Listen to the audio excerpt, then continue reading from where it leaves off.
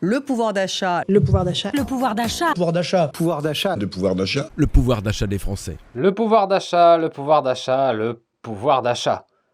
Ce qui est étonnant, c'est que ça revient beaucoup dans la bouche des politiques de droite. Ce texte pouvoir d'achat, je tiens à remercier les députés Les Républicains qui ont voté ce texte. C'est bizarre. Eux qui sont systématiquement contre la revalorisation du SMIC, la hausse des salaires, le partage des richesses, voilà qu'ils se font les défenseurs du pouvoir d'achat. Le pouvoir d'achat, c'est le salaire en fait, c'est les revenus. Donc on veut que les gens achètent plus de trucs, mais en même temps on refuse d'augmenter les salaires. Il y a une contradiction là, non? Elle est où l'arnaque? Mais on va partir d'une représentation qui est souvent reprise pour illustrer le pouvoir d'achat. C'est devenu le grand classique, c'est le caddie. Vous avez tous entendu ça dans la bouche de tel ou tel politique, et dans les médias c'est tout le temps. On représente le pouvoir d'achat par un caddie plus ou moins rempli. Et quand il y a une baisse de pouvoir d'achat, on va titrer « Les Français ont de plus en plus de mal à remplir le caddie ». Le caddie, c'est l'étalon officiel du pouvoir d'achat. On parle plus rarement des placards bien remplis déjà, ou de frigos bien remplis. Bon, ça peut arriver, on l'entend parfois, mais par contre, ce dont il n'est jamais question quand il parle de pouvoir d'achat, c'est tout le reste, au-delà des marchandises qu'on achète dans un supermarché. Le pouvoir d'achat, on l'a dit, c'est les revenus en fait, si on veut parler simplement. C'est l'argent à notre disposition. Mais cet argent, il peut aussi servir, ou il devrait aussi servir, à voyager, aller au restaurant, aller à la piscine, s'acheter une guitare ou un ballon de foot. Mais ça, non. On voit pas ça dans les reportages ou dans les articles de journaux. On va pas voir un article « Le pouvoir d'achat des Français » avec la photo d'un type qui se prélasse sur la plage parce qu'il a pu se payer des vacances. Et pourquoi pas, pour illustrer le pouvoir d'achat? Ou une famille en train de jouer au ping-pong parce qu'ils ont pu s'acheter une table de ping-pong, par exemple. Mais non. Quand on parle de pouvoir d'achat, on parle d'un caddie qu'il faut remplir. Bon, pas seulement en fait, parce qu'il y a aussi l'autre classique qui est de remplir son réservoir. Du chariot de course au supermarché tout simplement, mais également le prix du gallon à la pompe. Le réservoir de la voiture, pour les médias, c'est l'autre étalon officiel du pouvoir d'achat. Si vous êtes journaliste à TF1 par exemple, c'est pas compliqué. Dès qu'il y a un petit frémissement dans l'économie, vous prenez une caméra et vous filez à la station d'essence la plus proche, et puis vous interrogez des gens pas contents qui vont vous dire que c'est pas facile de faire un plein d'essence de nos jours. Ou bien vous allez sur le parking d'un supermarché, vu que maintenant presque tous ont une station essence, et puis vous faites deux reportages d'un coup. Vous allez interroger les gens à la pompe pour savoir comment on peut plus ou moins remplir son réservoir de nos jours, et puis après vous allez à la sortie du magasin pour savoir comment on peut plus ou moins remplir son caddie. Le caddie, c'est une représentation qu'on nous a mis dans la tête et qui arrange bien la droite. Déjà, c'est un imaginaire qui leur plaît bien à droite. C'est vraiment le geste consommateur par excellence, dans un supermarché avec son caddie à entasser des marchandises. Ça, c'est du bon consommateur qui fait bien son travail. Le supermarché, c'est un peu la cellule économique idéale pour eux. On est dans l'échange marchand dans sa forme la plus pure. Et ça, les gestionnaires qui nous gouvernent, c'est un imaginaire qui les excite. Mais aussi, c'est une représentation bien pratique. Parce qu'en réduisant le pouvoir d'achat au symbole du caddie, aux besoins les plus basiques, la nourriture, les produits sanitaires, on modèle l'imaginaire collectif et on limite le champ des attentes de la population. On nous signale quand même qu'il ne faut pas en espérer trop, que l'objectif de la politique, ce sur quoi travaille Bruno Le Maire, c'est le remplissage du caddie. Mais que ce soit dit, il ne vous a jamais promis davantage. Il va vous bricoler une petite mesurette avec 2-3 bouts de ficelle, on va appeler ça plan de relance du pouvoir d'achat par exemple. Bon, vous en faites pas pour eux, ils ont le sens de la formule, ils vont vous trouver un nom qui claque bien. Mais par contre, peu importe le nom qu'ils donneront à leur mesure, je peux vous garantir qu'il n'y aura pas les mots ni salaire ni revenu dedans. On va plutôt vous faire un petit chèque ponctuellement. On va partir de l'indice de référence qu'est le caddie, on va calculer ce qui manquerait à la population la plus pauvre pour remplir son caddie, disons 40 balles par mois, et on va lui donner 40 balles ponctuellement, juste ce qu'il faut pour remplir le caddie. Parce que dans la tête de ces gens-là, c'est tout ce dont vous avez besoin dans la vie, et pas plus. De quoi manger pour rester en vie quand même, et de quoi remplir le réservoir pour aller au travail. Bruno Le Maire propose une aide plus ciblée pour ceux qui utilisent leur voiture pour aller travailler. Aujourd'hui, on va essayer de voir plus loin que cette représentation, et voir ce qu'il y a derrière un pouvoir d'achat mis à mal. Et pour pas employer leur lexique en fait, et pour pas s'emmerder, on va parler de pauvreté. Quelqu'un qui perd du pouvoir d'achat comme ils disent, bon, on est entre nous, on peut se parler franchement, c'est quelqu'un qui s'appauvrit en fait. Ça, on l'entend déjà moins dans leur bouche. Ils aiment pas trop parler de pauvreté. Ça fait un peu tiers-monde. Ça fait pas très classe de parler d'une France pauvre. Et en parlant de pouvoir d'achat, ça leur permet de pas avoir à dire le mot. Et de pas avoir à assumer leurs conneries. Et puis, tout le monde a entendu qu'en ce moment, il y a une petite partie de la population qui est en train de s'enrichir grassement. Si dans le même temps on parlait de gens qui s'appauvrissent tandis que d'autres ne font que s'enrichir, bon, il n'y aurait pas un petit problème de répartition de la richesse là? Il y a de l'argent qui va d'un côté et de l'autre il y en a moins? C'est facile de voir le lien, de se représenter la chose sous la forme de vases communicants. On voit bien qu'une partie de la population vole de l'argent à une autre. Tandis que si on parle de capacité d'achat, c'est moins évident. Bon, tout le monde a des pouvoirs d'achat différents, et on voit moins les vases communicants. Nous, on va donc parler de pauvreté, et voir tout ce qu'elle recouvre, tous les aspects de la vie qu'elle affecte, au-delà d'un caddie plus ou moins rempli. On va commencer avec 3 mots, 3 aspects de la vie qui sont directement affectés par l'appauvrissement. On va étoffer tout ça avec d'autres choses, et on va voir se profiler quelque chose de plutôt inquiétant. Tout d'abord, la santé. La pauvreté affecte la santé. Les chiffres le disent partout, de tout temps. Les études à grande échelle convergent toutes vers le même résultat. Statistiquement, moins on a d'argent, moins on est en bonne santé et plus l'espérance de vie baisse. Les raisons sont multiples, la nourriture de mauvaise qualité, des lieux de vie plus confinés, moins sécurisés, etc.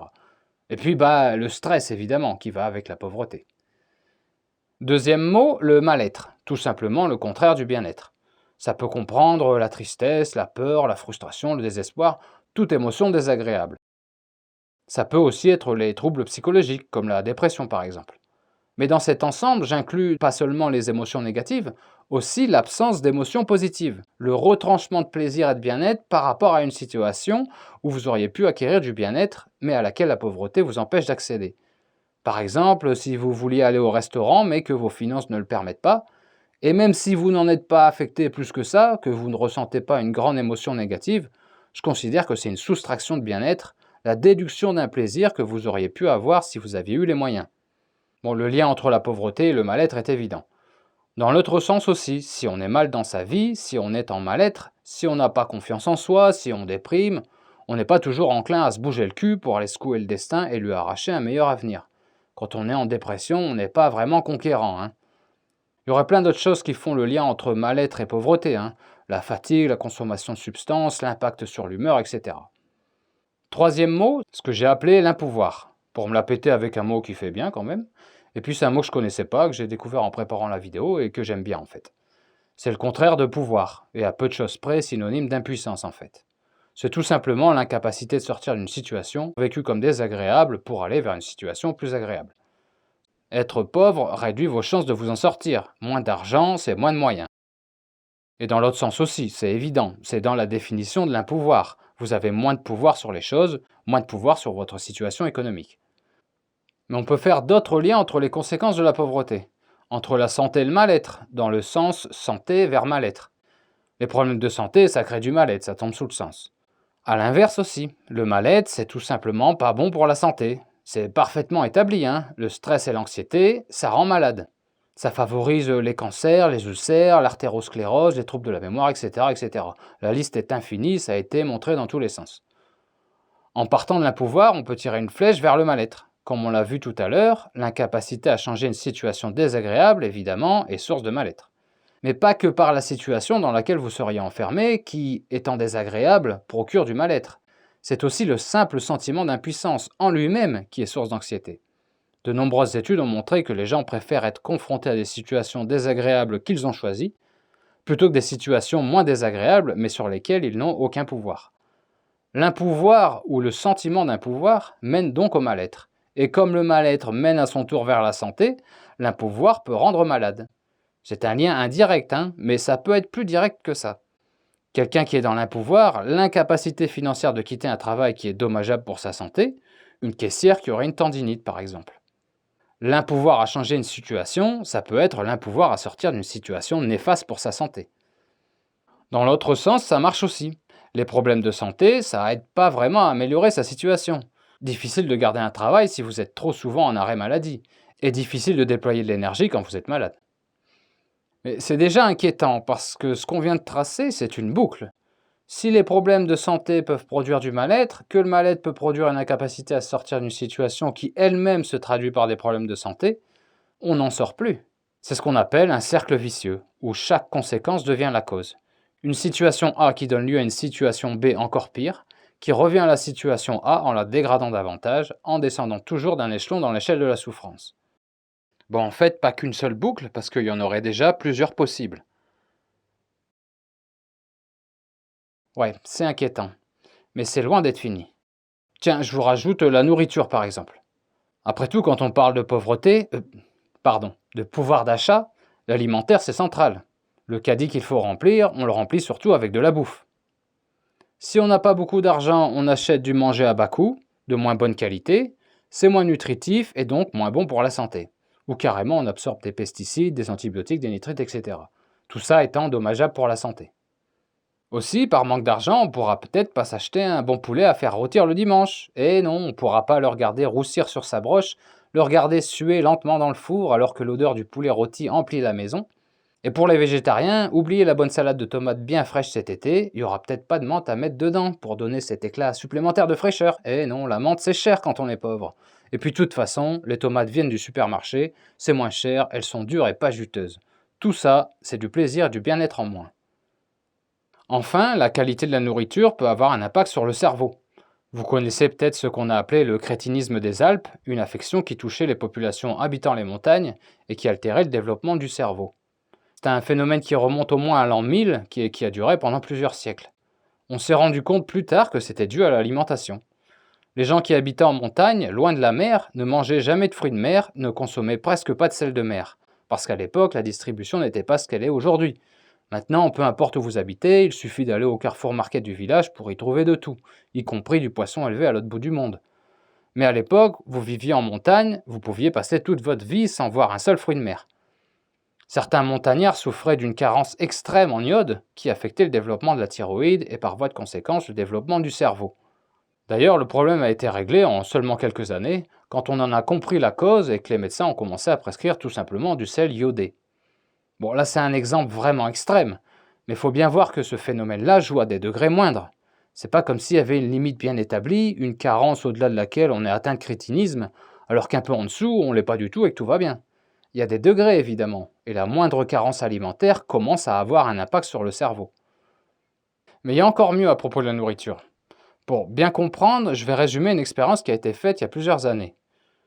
On prend 2 groupes de personnes tirées au hasard qu'on invite pour une expérience. On leur demande de venir le matin assez tôt et on leur dit ne prenez surtout pas de petit déjeuner chez vous parce qu'on va vous accueillir sur place avec un petit déjeuner gargantuesque. Il y aura tout ce qu'il faut en quantité, donc pas besoin de manger avant de venir.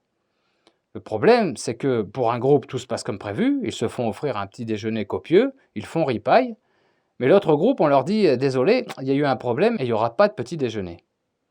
Par cette astuce, on se retrouve donc avec un groupe satisfait qui a bien mangé et un groupe qui commence à avoir faim. Mais au-delà de la faim, ils sont aussi un peu frustrés par rapport à ce à quoi ils s'attendaient. Un groupe satisfait et un groupe frustré. On leur explique en quoi va consister l'expérience. En fait, elle a déjà commencé avec le coup du petit-déj, mais ça, ils ne le savent pas. On va leur donner à tous individuellement une somme d'argent, un budget pour aller faire des courses dans un magasin et acheter tout ce qu'ils veulent. Résultat, les personnes qui ont faim, les personnes frustrées, ont acheté des aliments plus caloriques, globalement moins diététiques. Ils achètent des pizzas, des pâtisseries, ils se font plaisir, ils se préoccupent moins de l'impact sur la santé. L'autre groupe, lui, il achète plus de légumes, des fruits, des choses qui correspondent à des plaisirs moins immédiats, moins de sandwichs et plus de choses à cuisiner. C'est un phénomène qu'on peut tous constater. Si vous vous mettez dans une situation où vous avez faim, en sautant un repas par exemple, votre appétit va se tourner vers des choses plus caloriques, si possible immédiates comme le sucre ou les graisses. Plus la frustration de la faim est longue, plus votre corps va réclamer des bombes caloriques pour combler le déficit le plus vite possible. Mais voyez par vous-même, essayez d'observer ce phénomène dans votre vie quotidienne. Et puis, ceux qui ont déjà fait un régime, ou essayé de faire un régime, savent que quand on craque, souvent on craque carrément. On ne se rattrape pas sur des artichauts quand on fait une entorse à un régime. On sort plutôt l'artillerie lourde, c'est plutôt sur le pot de glace au chocolat qu'on se rattrape. Ça permet au corps de combler un éventuel manque calorique, mais c'est pas que sur un plan biologique qu'il y aurait des choses à combler, c'est aussi au niveau du plaisir. Il y a un manque de plaisir à combler. Les frustrations, donc, sont interchangeables. Une frustration alimentaire ne conduit pas obligatoirement à des excès dans le domaine alimentaire. Elle peut se reporter sur d'autres choses, d'autres plaisirs immédiats pour combler le manque de plaisir et mener à des mauvais choix, à des excès et à des conduites à risque. L'exemple classique qui illustrerait la façon dont une frustration se reporte sur autre chose, c'est les fumeurs qui essayent d'arrêter la clope et qui se mettent à trop manger, alors qu'ils sont surtout en manque de nicotine et que la nourriture ne vient pas combler ce manque. La frustration alimentaire peut donc conduire au mal-être, à adopter un comportement dangereux pour sa santé et augmenter l'impouvoir, parce que plus vous vous frustrez et plus le besoin de combler le déficit de plaisir deviendra impérieux et vous fera perdre du pouvoir sur vos choix. Allez, encore un, on va ajouter l'addiction, ce qui ne concerne pas que les personnes pauvres ou qui s'appauvrissent, mais qui peut être la conséquence d'une situation de pauvreté, qui s'inscrit donc en lien avec ce qu'on a déjà. Les études, de toute façon, montrent que la probabilité d'être dépendant à une substance ou dépendant à un comportement dépend de la situation socio-économique, ce qui devrait surprendre personne. L'addiction est mauvaise pour la santé, elle augmente mécaniquement l'impouvoir, évidemment, parce qu'elle réduit la liberté, elle crée du mal-être, et elle repasse par la pauvreté, parce qu'une addiction, ça coûte toujours de l'argent. Et puis enfin, il peut y avoir un lien entre l'addiction et la nourriture. On peut continuer longtemps comme ça. Je vais vous en rajouter quelques-uns, mais je ne vais pas tout développer. Vous pouvez faire pause pour regarder le schéma et vous convaincre que chaque lien se justifie si vous voulez. On peut rajouter la fatigue, le manque d'espace, la dégradation des relations amoureuses ou familiales, l'accès à l'information ou la capacité à faire des choix informés, l'éducation, la sociabilité, la pénibilité au travail, l'insécurité, le temps libre, etc., etc. Il y en aurait encore plein. Et on peut former plein de boucles, plein de cercles vicieux.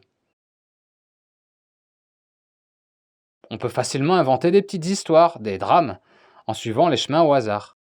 Je sais pas, par exemple, une femme est quittée par son conjoint, elle se retrouve avec peu d'argent et elle déménage dans un petit HLM avec son fils. Il n'y a pas beaucoup d'espace, il n'y a plus de jardin, la mère ose pas trop laisser sortir son fils parce que le quartier craint un peu, le gamin devient ingérable à force de rester à l'intérieur, dans ce tout petit espace les disputes éclatent plus souvent alors qu'avant ça ne leur arrivait jamais, la mère est plus stressée, elle est parfois moins disponible sur le plan affectif. Et avec tout ça, il faut aussi qu'elle cherche du travail. Elle doit passer des entretiens, se rendre à des rendez-vous pour l'emploi, etc. Et pendant tout ce temps, elle ne peut pas laisser son enfant tout seul. Elle engage donc une nounou, ça lui coûte de l'argent. Elle comptait s'acheter une petite voiture pour être plus autonome, mais avec le prix de la nourrice, elle doit y renoncer. Ça limite sa capacité à retrouver un travail, parce que par exemple, elle avait trouvé quelque chose, mais c'est un peu loin et que sans voiture, c'est trop compliqué. Et même si on en avait eu une, ça lui coûterait trop cher en essence de toute façon. Elle ne pourra plus qu'accepter les emplois à proximité de chez elle, ce qui limite sa liberté de choix et augmente son impouvoir. Le seul travail à proximité est un travail qui ne lui plaît pas, et ça augmente son mal-être. À chaque fois qu'elle se déplace, elle doit prendre le bus, et ça lui prend du temps dans ses journées. Et ça l'empêche de consacrer du temps à son fils. Le gamin est plus stressé, bientôt ses résultats à l'école s'en ressentent. La mère sent bien que tout ça c'est un peu de sa faute, parce que dernièrement c'est vrai qu'elle s'emporte un peu trop facilement contre lui, et elle n'arrive pas à lui montrer autant d'affection qu'elle le voudrait. Elle développe davantage de stress, de la honte, elle dort mal la nuit, ce qui ne l'aide pas à être dans de bonnes dispositions la journée, ce qui la fatigue encore plus. Elle n'arrive pas à se concentrer correctement quand il faut aider son fils à faire ses devoirs, alors elle boit beaucoup de café pour se donner de l'énergie. Elle développe une addiction à la caféine, elle est encore plus anxieuse sous l'effet de la caféine, ça la rend plus irritable, parfois elle sent qu'elle a besoin de repos, de calme, et elle laisse son fils seul avec une tablette. Elle ne sait pas forcément que les écrans peuvent être mauvais pour le développement d'un enfant. En effet, le soir, elle est trop fatiguée pour se concentrer sur un documentaire d'Arte qui dure 2 heures et qui traite de l'impact des technologies sur le développement cognitif des enfants. Elle préfère regarder un divertissement. Le gamin développe une addiction aux écrans, ses résultats à l'école s'aggravent encore plus, ce qui rend la mère plus anxieuse, etc., etc. On pourrait continuer comme ça pendant des heures. La souffrance appelle la souffrance. Les problèmes appellent les problèmes. Et j'ai été généreux avec cette pauvre femme. J'aurais pu faire passer ça par l'alcoolisme, par exemple. Ou un problème de santé causé par le stress. Et ça aurait donné lieu à d'autres chemins, d'autres boucles qui auraient mené à d'autres boucles. D'ailleurs, si vous êtes scénariste ou écrivain, vous connaissez peut-être déjà ce genre de schéma. Cet entrelacement de cercles vicieux qui deviennent tous la cause et la conséquence des autres. Ah, pour écrire des drames, c'est génial, ça marche tout seul. Bon, il y en a toujours qui vous diront qu'il suffit de sortir du cycle, de briser la boucle, tout simplement. Par la détermination, le courage. Moi, à la place de cette mère de famille, je ne recourrai pas à l'excès de café pour rester éveillé. Moi, j'irai bosser, même fatigué, et je serai toujours disponible pour mes enfants, même après une journée harassante à l'usine. Et dans un espace confiné avec un enfant hyperactif, je m'énerverai jamais. Oui, bien sûr. Il y aura toujours des gens qui pensent qu'ils peuvent tout maîtriser. Eux, ils sont immunisés contre tout, la honte, la tristesse, la fatigue, le stress, le désespoir, le renoncement, la déprime. Pas de problème pour eux. Mais il faut un peu d'humilité pour reconnaître que parfois on est agi par des forces qui nous dépassent, qui nous déterminent. Et peut-être que d'ailleurs, vous-même, vous avez repéré vos propres cercles vicieux dans tout ce machin. Quand ça passe par l'expérience subjective, c'est le meilleur moyen de se convaincre que tout ça, c'est pas que de la théorie. Si vous en êtes convaincu, alors la conclusion est sans appel. La pauvreté est un piège. Elle tisse une toile dans laquelle les individus se retrouvent pris et dont ils n'arrivent plus à s'extirper. On peut bien prendre le caddie pour illustrer la pauvreté, à la limite, mais alors seulement comme point de départ, et en ne le considérant que comme une petite composante d'un mécanisme bien plus large. Plutôt que de s'intéresser au volume de marchandises qu'il contient, regardons plutôt ce qu'il y a dans ce caddie. Qu'est-ce que ça implique concrètement l'appauvrissement? Sur quoi on doit faire des économies? La qualité des céréales des enfants? Alors qu'avant on prenait du bio, maintenant on prend les trucs un peu moins chers, avec ce que ça peut impliquer sur leur santé physique et mentale. Qu'avant, une fois par semaine, on se faisait un petit plaisir en achetant des bons sushis bien frais, faits sur place, mais que maintenant on achète des trucs industriels 2 fois moins chers, et donc on a retranché du plaisir à notre vie. Comment va se régler cette frustration du retranchement de plaisir? Est-ce que c'est pour ça qu'il y a des pizzas surgelées plutôt que des légumes? Dans ce cas-ci, est-ce qu'il y a des livres ou des DVD? Des jeux de société ou une tablette? Est-ce qu'il y a de l'alcool? Est-ce que quelqu'un dans la famille noie son anxiété, son sentiment d'impuissance dans ce poison? Suivons-le, ce qu'a dit, jusqu'à la maison, et voyons ce qu'il y a derrière. Voyons les répercussions familiales, sociales, affectives, psychologiques, sanitaires, développementales, et regardons des boucles se former, et des cercles vicieux se refermer sur eux-mêmes. Mais pour prendre un meilleur repère sur l'impact de la pauvreté, plutôt que le caddie, il vaudrait mieux prendre l'espérance de vie. L'espérance de vie, c'est une donnée qui en elle-même contient toutes les autres. Elle renseigne sur l'état de santé d'une population, évidemment. Plus une population est malade, plus son espérance de vie se raccourcit. Mais aussi sur le niveau de stress, vu que le stress tue, et tout ce qui peut impacter la longévité d'une personne. La qualité de sommeil, la qualité de l'alimentation, les conduites à risque, l'abus de substances, l'exposition aux polluants, la pénibilité, etc. L'espérance de vie, en quelque sorte, elle ramasse en une seule information toutes les souffrances humaines, ce qui ne permet pas d'avoir une lecture très détaillée, mais qui sert à illustrer en gros la qualité de vie. C'est un bon repère, bien plus que le caddie. On ne parle plus de plus ou moins d'argent, plus ou moins de marchandises achetées, on parle de plus ou moins de souffrance. Les chiffres, encore une fois, sont univoques. L'espérance de vie est liée au revenu. En refusant de répartir la richesse, en ne brisant pas le cercle infernal de l'appauvrissement de certains au profit de l'enrichissement des autres, nos dirigeants se rendent coupables de meurtre. Ça s'appelle un meurtre. Si vous raccourcissez l'espérance de vie de quelqu'un, en le poignardant avec un couteau par exemple, vous serez jugé et puni pour meurtre. Si vous faites exactement la même chose, vous raccourcissez l'espérance de vie de quelqu'un, cette fois-ci en l'appauvrissant, vous vous rendez tout autant coupable de meurtre. Les dirigeants qui refusent de redistribuer toute la richesse à disposition sont des assassins. Et des assassins de masse. On n'est pas dans le fait divers là, on est dans l'hécatombe. Faudrait calculer combien d'années de vie les politiques d'appauvrissement retranchent à l'échelle de la population. Une étude américaine publiée dans le journal de l'Association médicale des États-Unis a trouvé qu'entre 2001 et 2014, l'augmentation de l'espérance de vie entre les 5% les plus riches et les 5% les plus pauvres accusait un écart de 2 années. Et encore, c'est une moyenne. Ça veut dire que la pauvreté prend à certains 10 ans de leur vie et à d'autres quelques mois seulement. Multiplions donc cette quantité de vie en moins par le nombre de pauvres ou de gens en voie d'appauvrissement. On atteint des millions. Vous imaginez si les politiques avaient à répondre de millions d'années de vie volées? Déjà, un assassin ayant tué une seule personne peut se prendre perpète. Et qu'est-ce que serait la sanction de quelqu'un qui a fait des millions de fois plus de dégâts? Mais ne vous inquiétez pas pour eux. Ils n'auront jamais à répondre de leurs crimes face à la justice. Si ce n'est peut-être la justice populaire.